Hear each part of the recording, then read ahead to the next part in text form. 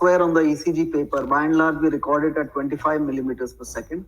So one small square is about 40 milliseconds. And the importance of realizing all these intervals or calculating all these intervals is we'll come to subsequent slides. We need to understand what is the P wave duration, what is the PR interval, QRS duration.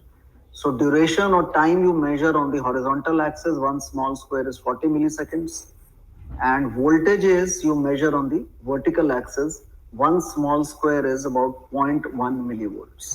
So basically remember, horizontal axis is time, vertical axis is the voltage. About the P wave, we all know, we discussed it, is atrial depolarization. Remember, only one thing I want to give, one carry home message for each slide. P wave is usually positive in all the leads except for AVR, we all know, and V1, where it can be biphasic. In V1, it can be biphasic. And why is it biphasic in V1, we'll discuss.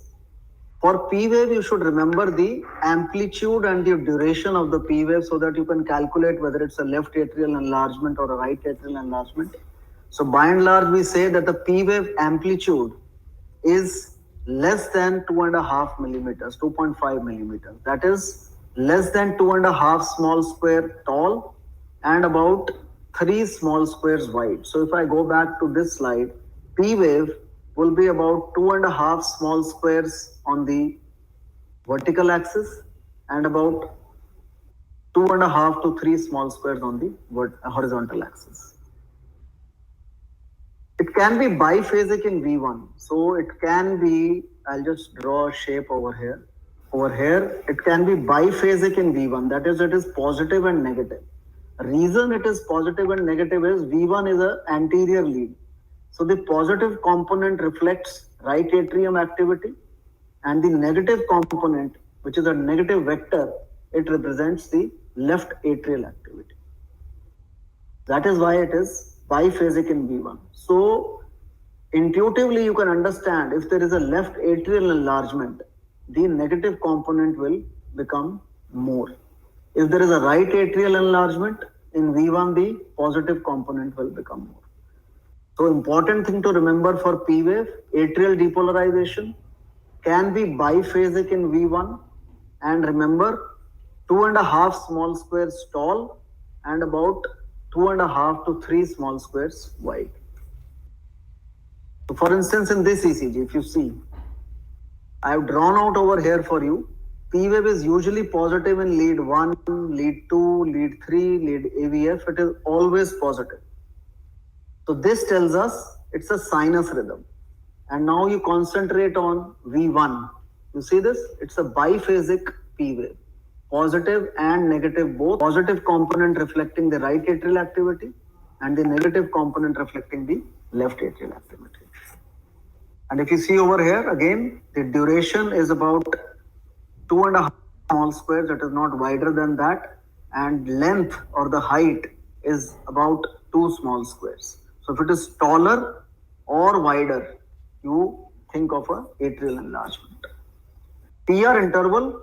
So again, just concentrate on this arrow here. Ajay, can you see my arrow on this screen? My arrow is visible? Is my arrow visible? Yes, sir. Your arrow is very much visible. Okay, thank you so much. Thanks for the feedback. So PR interval you measure from the onset of the P to the onset of the QRS, as shown by this red rectangle. Onset of the P to the onset of the QRS. Remember that the value is about 3 to 5 small squares, 0.12 to 0.2 seconds or 3 to 5 small squares, the PR interval. Whenever it is longer than this, we call it a first degree AV block, or more correctly, we call it a prolonged PR interval.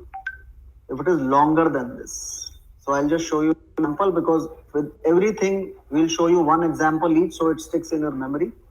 So if you see over here, this is a 12 lead ECG. Just concentrate on the bottom thing here. If you see over here, you see these arrows here.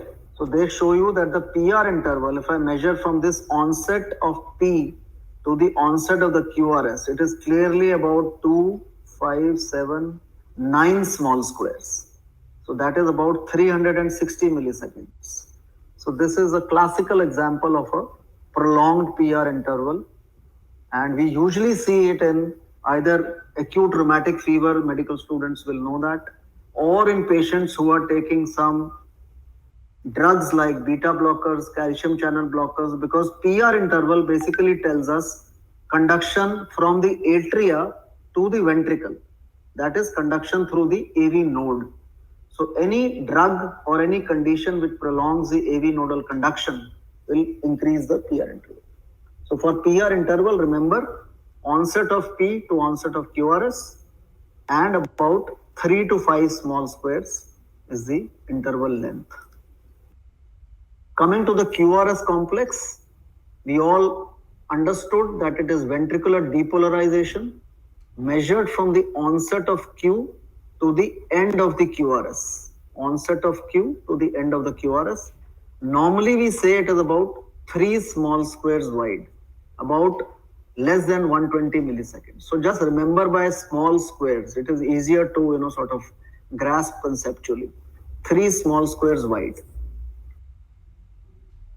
Importantly, I'll just explain what I mean by this. Transition of QRS happens from V2 to V4. What is transition? We'll just explain to you. In the QRS, remember, Q wave is the first initial negative deflection which follows the P wave. First negative deflection or downward deflection which comes after the P wave is called Q. R is the first positive which comes after the P wave. So first negative is called the Q. First positive or initial upward deflection after the P is called the R. Any negative deflection which follows the R is called the S. So there's a difference between Q and S. Q is the first negative, R is the first positive, and S is the negative which follows the R. So I'll just show you what I mean by this. So this is a P wave and this is a QRS. So this is the first negative after the P. So we call this Q. This is the first positive after the P. We call it R. And if you see the small thing here, it is also negative, but it is following the R. So it is not a Q. We call it a S wave. Sometimes we have a second positivity of the QRS complex after the R. We call it a R prime, R dash, and this is how it looks like. So this is a small positive, it becomes R. This is a negative which follows the R becomes S. This is a second positive becomes the RS R dash. So important to remember. So now what do we mean by transition? Again, this is a 12 lead ECG. So you just look at the precordial leads. V1, V2, V3, V4, V5, V6. So as we go from V1 to V6, just look at the QRS only. Don't look at the P wave, just look at the QRS only. So it becomes for a small r, deep S to a big R and a small s. So as you go from left to right, the voltage of the R wave slowly increases. And if you see V3 is the transition zone where R becomes equal to S. So that is what we mean. So for QRS, remember, it is ventricular depolarization. Duration is about 120 milliseconds. Remember what is the Q, what is the R, what is the S. And remember, transition is in V2 to V4. And always in a normal person, V1 and V2 show you a small r and a deep S pattern. If V1 or V2 show you a tall r, if they show you a tall r, that means there is something which is amiss, which we will discuss if time permits. So that is for QRS. T wave, ventricular repolarization. Remember for T wave, amplitude is an important thing. It is usually positive in most of the leads. Amplitude is about 5 to 6 small squares in the limb lead and about 10 small squares in the precordial leads. So easy to remember, 5 in the limb, 10 in the precordial. Anything which is larger than this is called a tall T wave. It is called a tall T wave. I'll just show you an example. Again, the 12 normal ECG, if you see the T wave voltages over here, they are about 7 millimeter here, 6 millimeter here, about 4 millimeter here. So this is how a normal T wave looks like. Remember this? I'll show you an example. So medical students can easily diagnose this. So this is a girl who is admitted in the ICU after severe trauma. So again, never read the ECG in isolated context. You should always try to have the clinical context in mind. So post-trauma in the ICU, if you look at the ECG, one thing which clearly strikes you is it's a broad QRS rhythm. QRS is definitely wider than 3 small squares. And if you see over here, this is what I mean by tall T waves. You see the T wave amplitude 5, 10, 15, 20, 25 millimeter is the T wave. Compare it with this ECG. Look at this T wave in V1, V2, V3 and look at this T wave. So this, we all know when you see this ECG, especially in post-burns, metabolic acidosis, post-trauma, whenever you have a wide QRS, a very tall T, and if you see this, there is hardly any ST segment. The ST and the T are merging together. So this is classical for hyperkalemia. So remember, whenever you see tall T waves, one diagnosis is of course acute MI, but an even more common reason is metabolic cause like hyperkalemia. So that is the importance of remembering the T wave voltages. 5 millimeter here and 10 millimeter here in the precordial leads. If it is longer than or taller than that, usually a metabolic cause. What about the ST segment? So we are proceeding systematically. P, PR interval, QRS, now we come to the ST segment.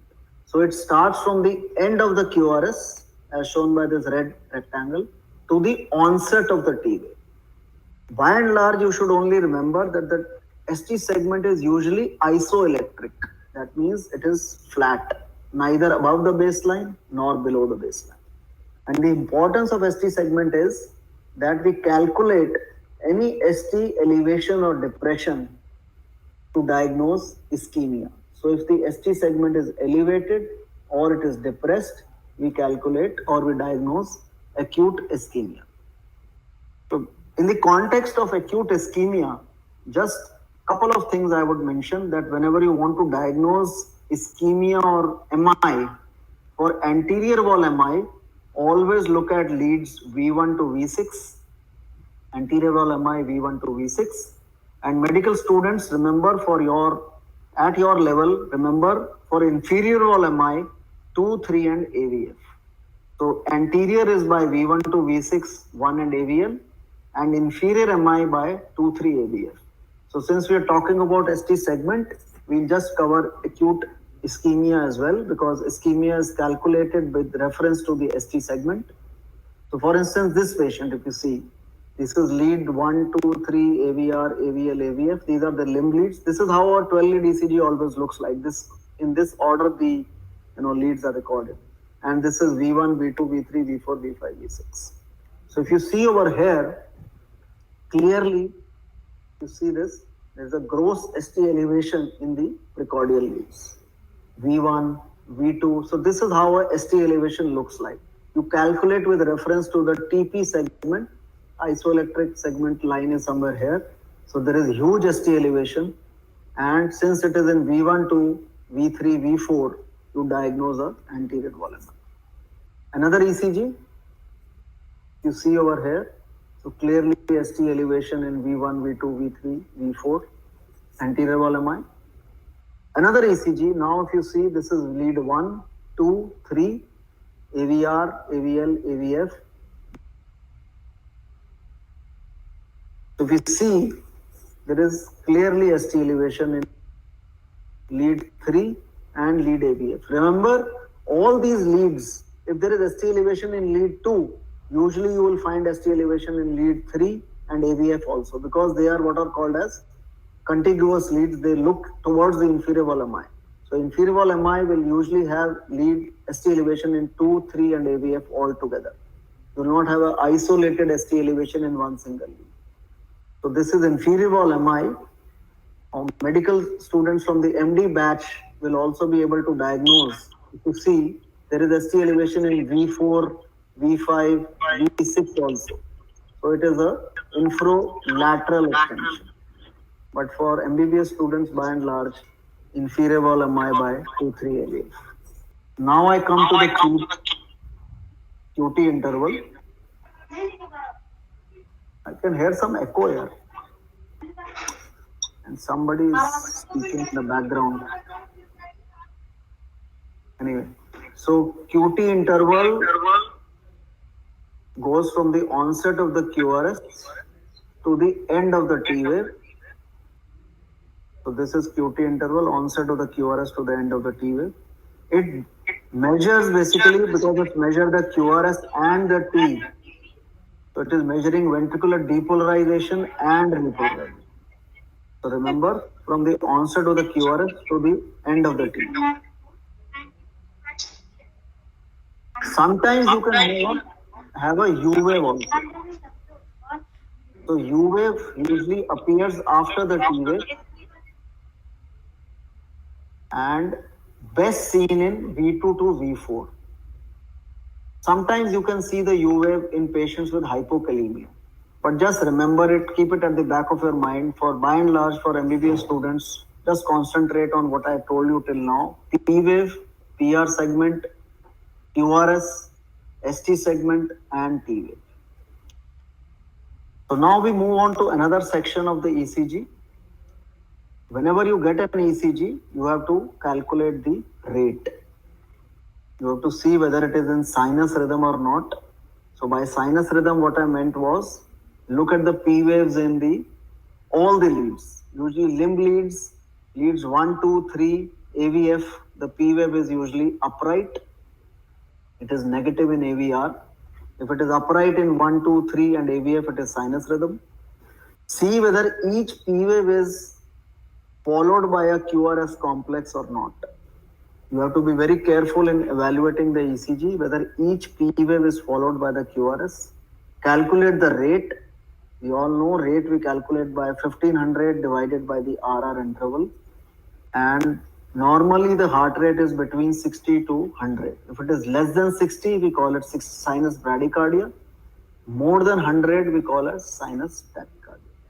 So this is how your ECG should look like. So you see a P wave, a QRS and a T. Each P wave is followed by a QRS.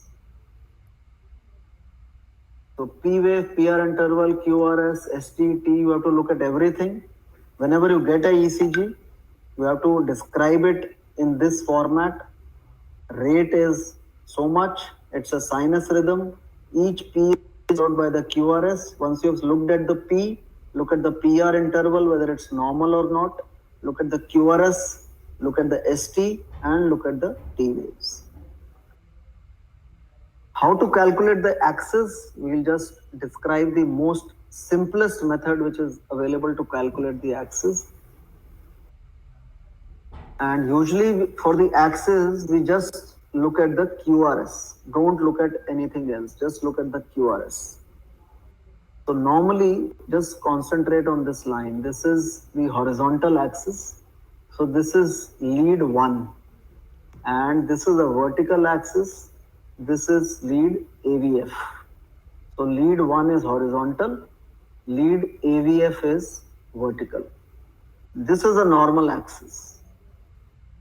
This is the positive quadrant of lead 1. This is the positive quadrant of lead AVF. So if the QRS is positive in lead 1, just concentrate on my arrow here.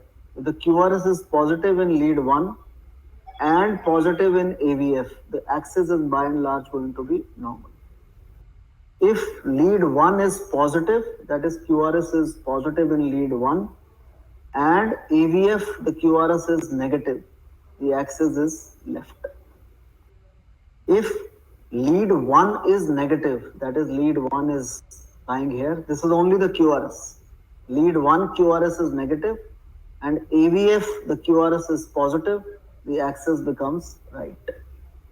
If both are negative, that is AVF is negative, 1 is also negative, it becomes a northwest axis. So I'll just show you examples if it sounds complicated. Look at this ECG.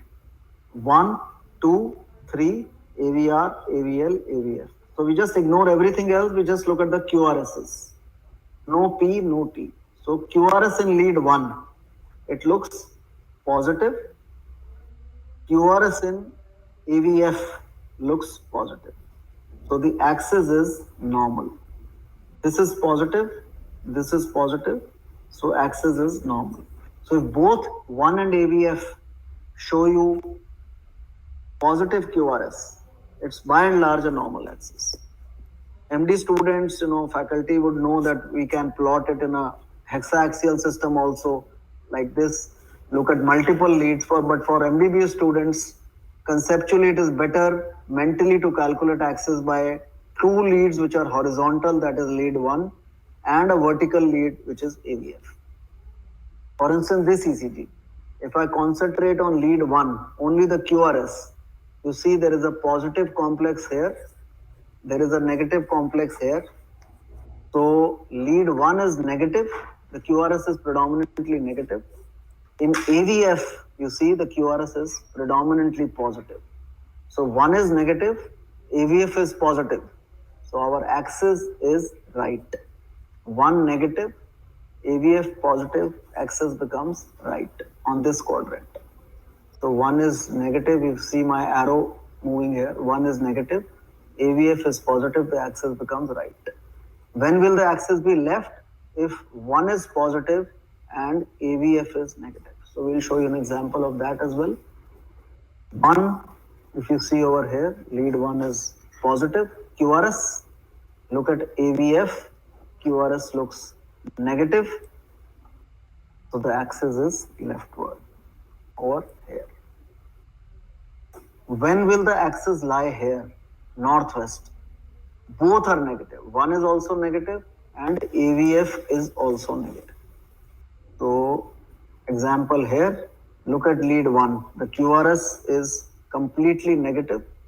Look at lead AVF, QRS is dominant negative. So axis becomes northwest.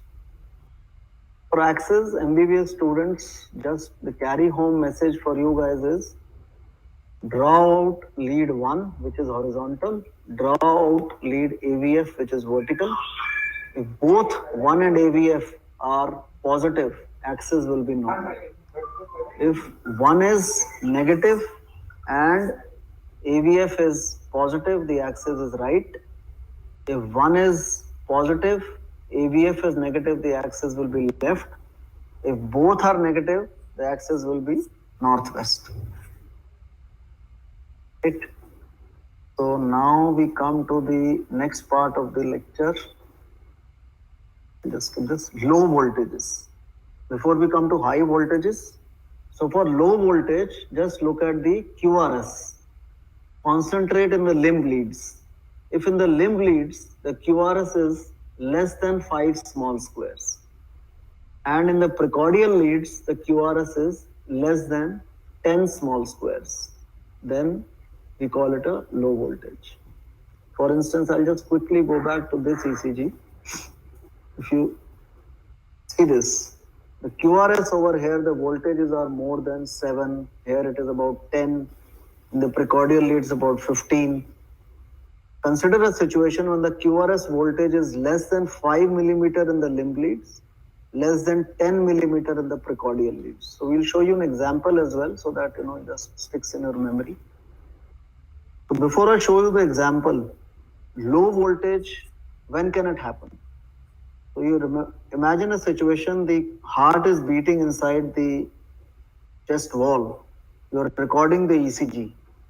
What can impede or what can prevent the electrical forces to come through? Any fluid in the heart, any air that is COPD, emphysema, pericardial effusion, obesity, or there is so much loss of the myocardium that not any muscle is left to generate a voltage. So if you remember conceptually that what can be the cause, you don't need to mug it up. Never mug up anything in medicine because you need to understand the concept, then you will never forget.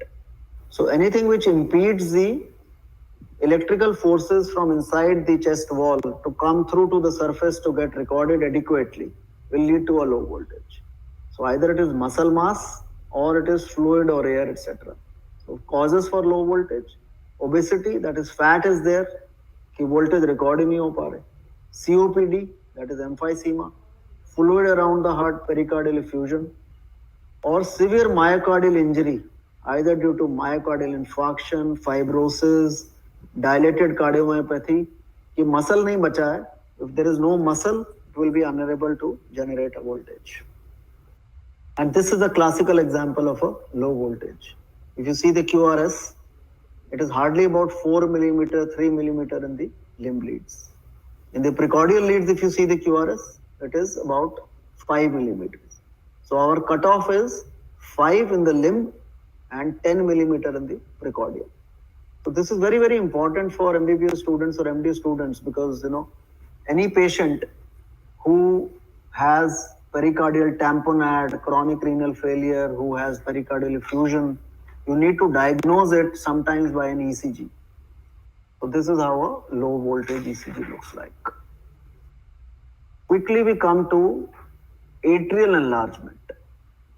So we have covered a low voltage. Let us consider high voltage. We all know, I just had Dr. Baronia here he had come here for a meeting, so he has thrown up a question for me. We will discuss it later.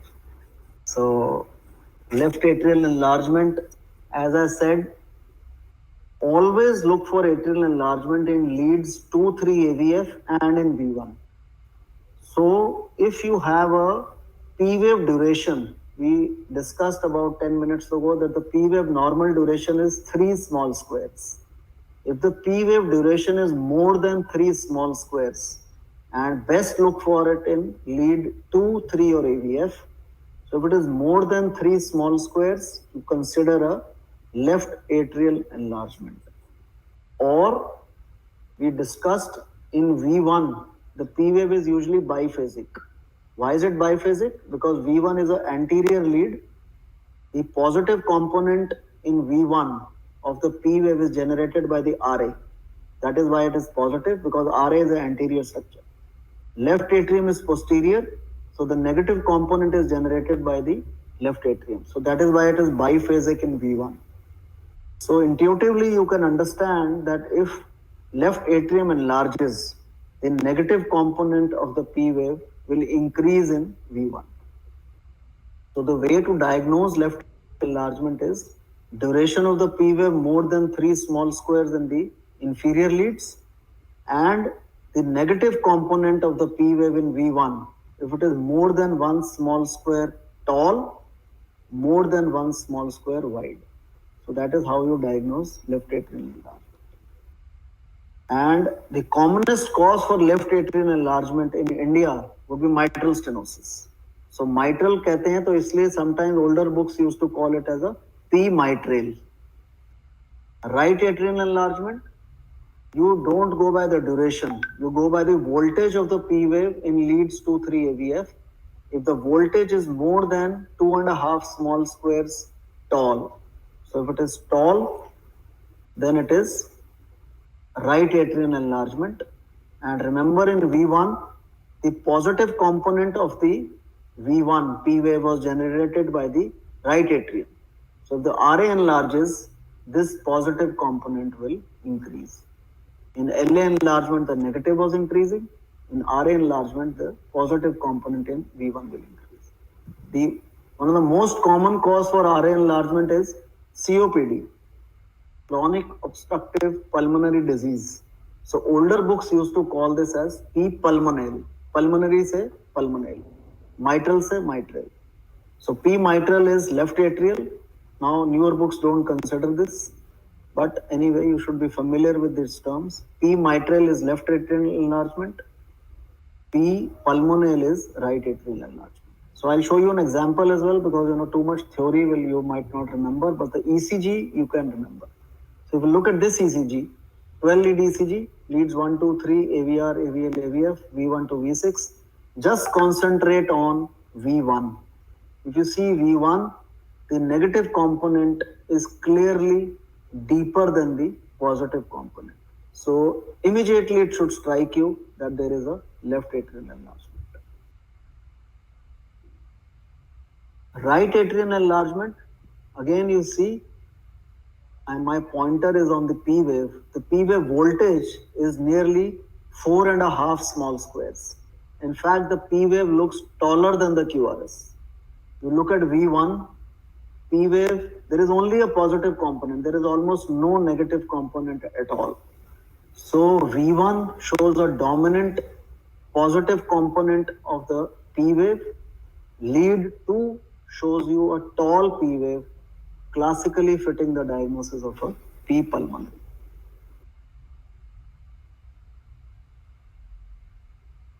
This ECG is very interesting. If you see, again concentrate on lead V1. My arrow is on V1. So if you see over here, V1 show you clearly a hugely negative component of the P wave. So left atrial enlargement, clear. Lead 2 shows you a tall P wave. So clearly right atrial enlargement. So this is a classical ECG of a right atrial plus a left atrial enlargement. So sometimes you can have both.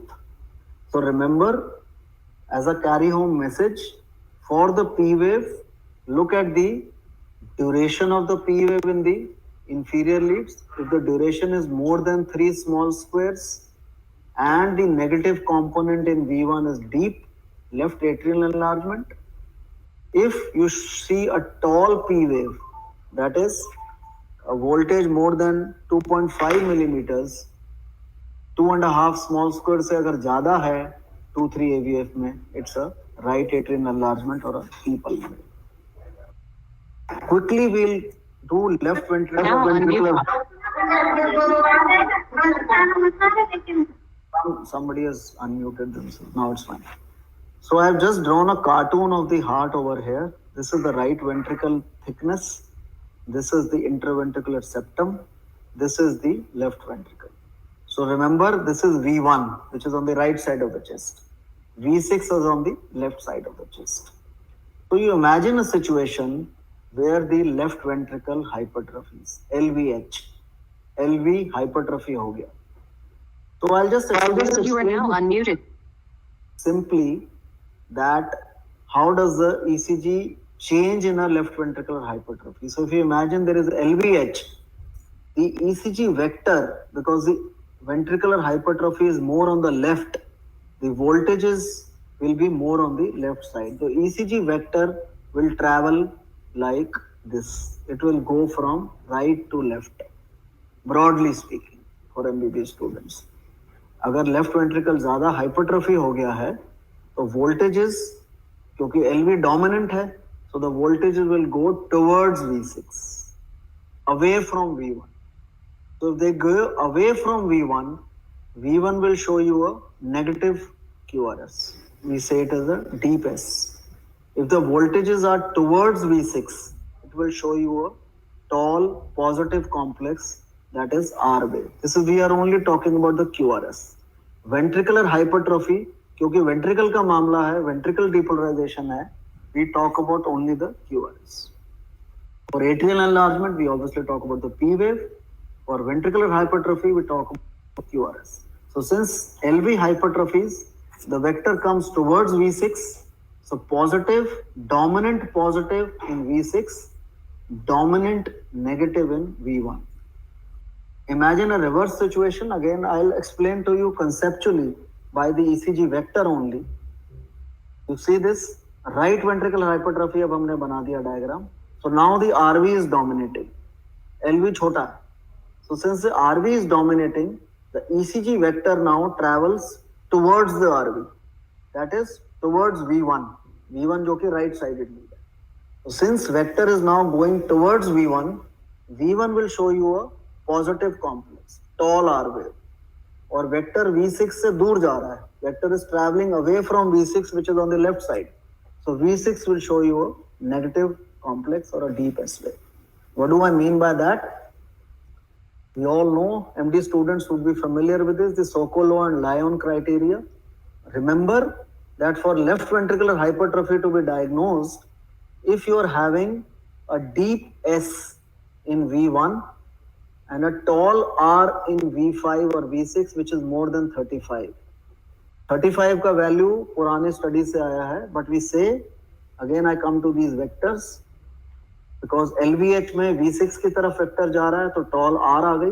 तो you sum up the S wave in V1 and R wave in V6. If it is more than 35, it is left ventricular hypertrophy.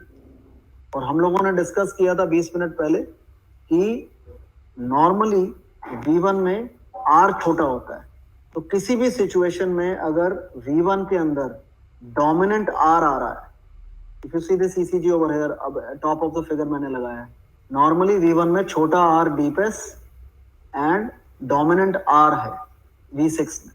तो अगर ये pattern उल्टा हो जाए तो right ventricular hypertrophy. I just show you an example. If you see this ECG, then I'll just wind up in 10 minutes.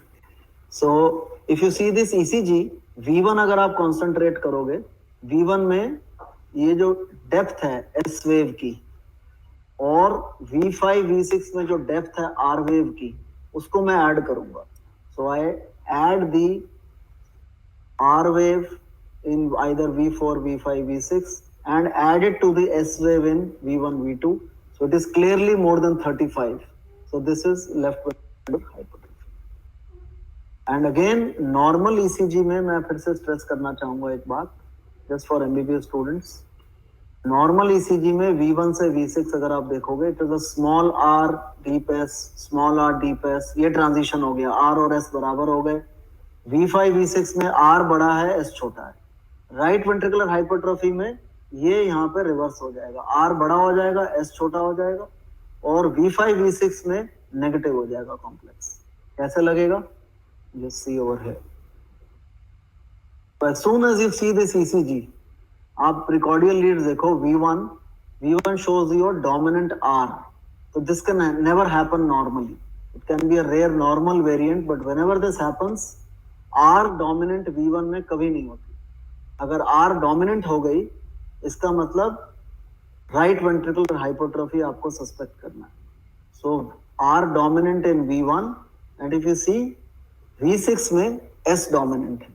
So these are always signs which will go hand in hand. R dominant in V1, S dominant in V5, V6. So this is a sign of right ventricular hypertrophy.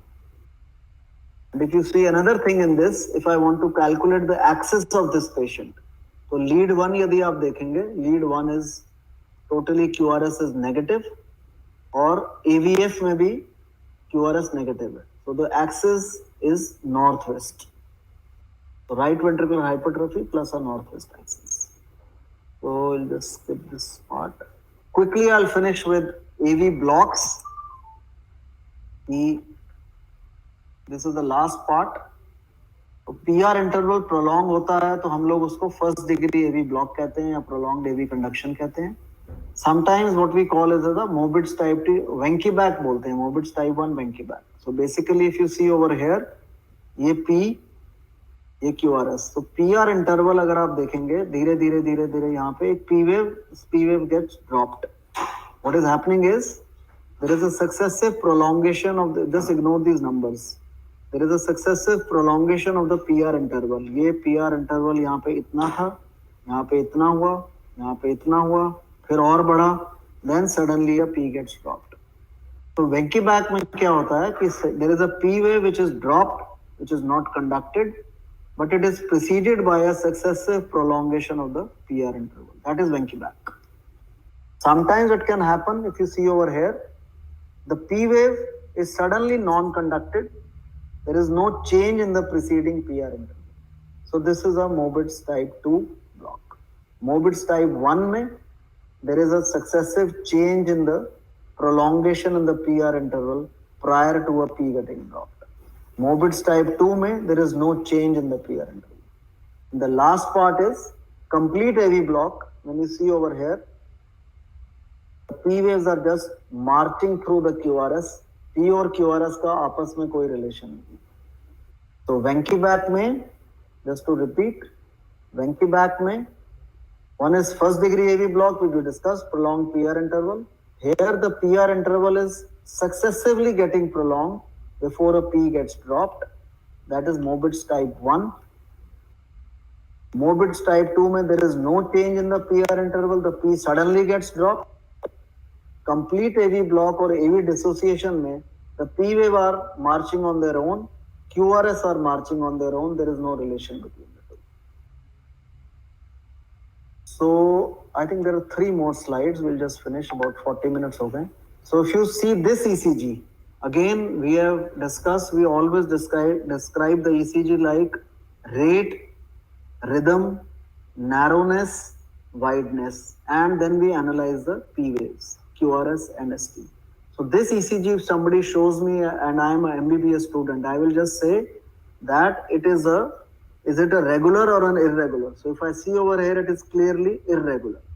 So it's an irregular rhythm. It is a narrow QRS because the QRS duration is less than 120 milliseconds.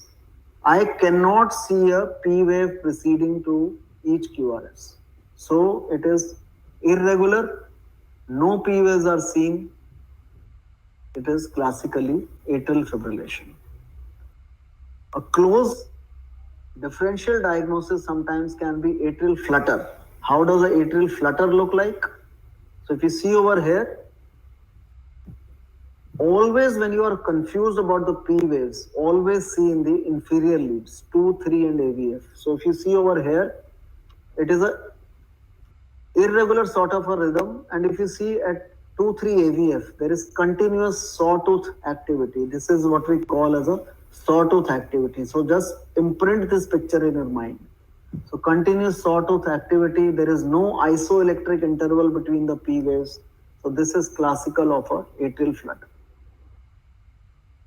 So I'll just close over here and we'll just, I'll just take any questions. But whenever you get an ECG, so, always the point is that try to see the rate, try to see the rhythm, try to see the P waves, PR segment, QRS, ST segment, T waves, axis, chamber enlargement. So whatever, the more number of ECGs see, the more practice you can do.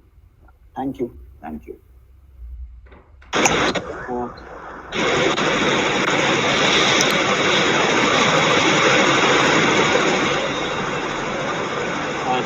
Thank you, sir. Thank you. I think there are a few questions, sir. Yeah. Dr. Sandeep has asked eccentric versus concentric, how to differentiate in ECG.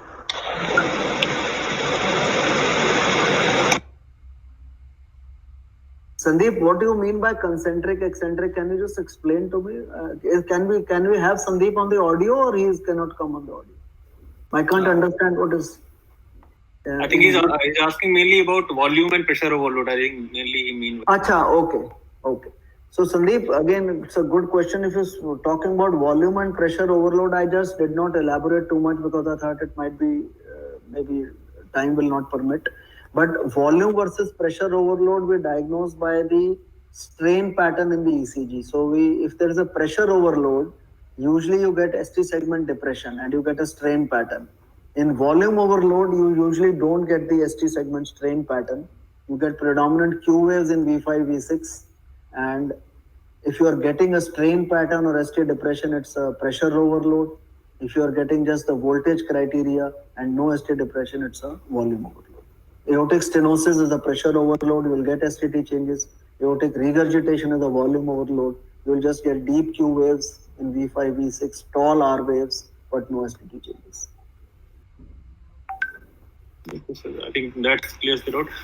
Any other question? But Ajay, I must compliment you. This is a great forum. I mean, Dr. Baronia was here, so he was wanting to know. So I'll explain to him also. So wonderful. Yeah. Dr. Namda sir, is there any Yeah. other question? There are no more questions, sir, because the talk was so elaborate and excellent, very nicely taken by the students, especially the postgraduate students. I hope And sir, would request you to please continue such classes, and it will be a great help to our postgraduate and undergraduate, sir. Sir I would love to do that. आप एक बार student से feedback ले लेना. If they were happy with it तो next session में MD students का I can take on narrow QRS and wide QRS tachycardia whenever you want.